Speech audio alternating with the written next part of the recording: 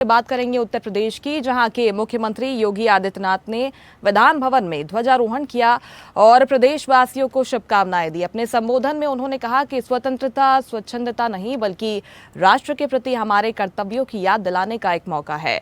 मुख्यमंत्री ने स्पष्ट किया कि विकसित भारत विकसित उत्तर प्रदेश 2047 को लक्ष्य बनाकर राज्य कार्य कर रहा है। उन्होंने बताया कि पिछले 8 सालों में उत्तर प्रदेश ने स्वदेशी मॉडल को अपनाकर आत्मनिर्भरता की दिशा में ठोस कदम उठाए हैं।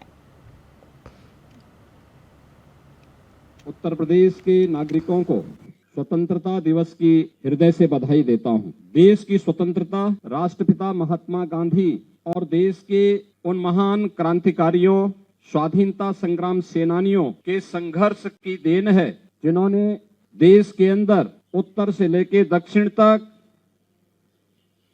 पूरब से पश्चिम तक पूरे देश को इस संघर्ष के साथ जोड़ करके सैकड़ों वर्षों की दास्ता से हमें मुक्त कराया। इस अवसर पर मैं राष्ट्रपिता महात्मा गांधी को नमन करते हुए उन सभी महान स्वाधीनता संग्राम सेनानियों और क्रांतिकारियों को विनम्र श्रद्धांजलि अर्पित करता हूं। आज जब हम देश के 79वां स्वाधीनता दिवस के समारोह के साथ जुड़ रहे हैं, यह अवसर हम सबको इस बात का स्मरण कराता है कि स्वाधीनता या स्वतंत्रता एक स्वच्छंदता नहीं होती है। यह समारोह हम सबको हमारे राष्ट्रीय कर्तव्यों के प्रति एहसास कराने का एक संकल्प हम सभी को प्रदान करता है। जब भारत के उत्तर प्रदेश के हर नागरिक के मन में अपने राष्ट्रीय कर्तव्यों के प्रति एक स्वर में, एक भाव के साथ अपने उत्तरदायित्वों के निर्वहन का इस संकल्प गूंजेगा, तो देश के यशस्वी प्रधानमंत्री जी के द्वारा देश की स्वाधीनता के शताब्दी महोत्सव के अवसर का जो संकल्प है विकसित भारत का, वह संकल्प साकार रूप में, मूर्त रूप में हम सबको दिखाई देगा। हमारे देश का पैसा हम अपने सामर्थ्य के अनुसार कोई वस्तु जो खरीदते हैं, उसका पैसा हमारे ही कारीगर के पास जाए, हमारे ही हस्तशिल्पी के पास जाए।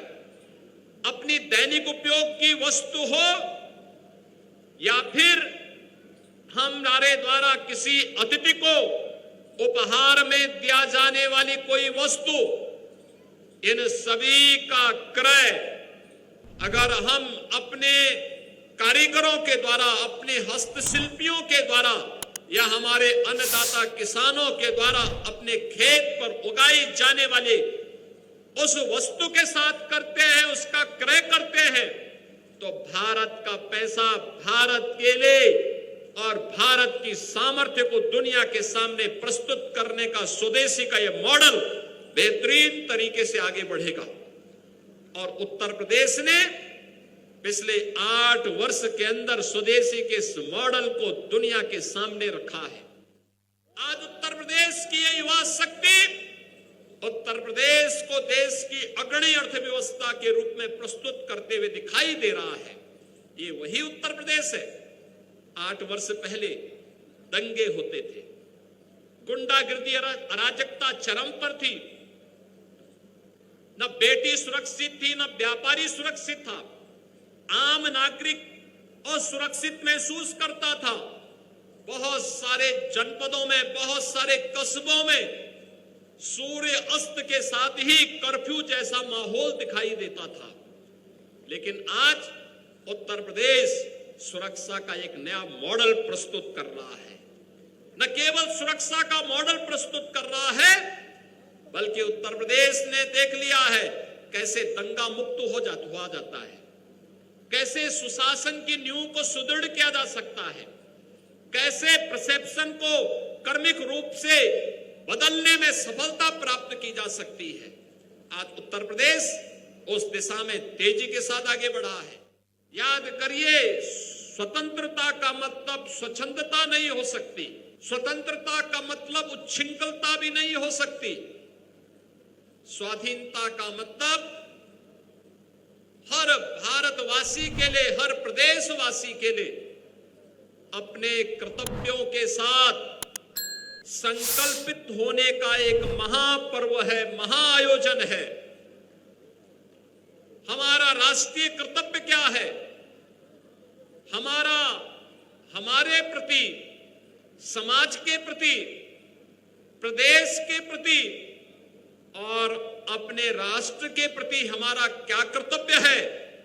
अगर हर नागरिक अपने उत्तरदायित्वों का निर्वहन ईमानदारी पूर्वक करने लग जाए तो फिर प्रधानमंत्री जी के उस संकल्प को, जिन्होंने देश की स्वाधीनता के शताब्दी महोत्सव के अवसर पर देशवासियों के सामने विकसित भारत का संकल्प दिया है, उस विकसित भारत के संकल्प को पूरा होने में फिर कोई देर नहीं लगेगी।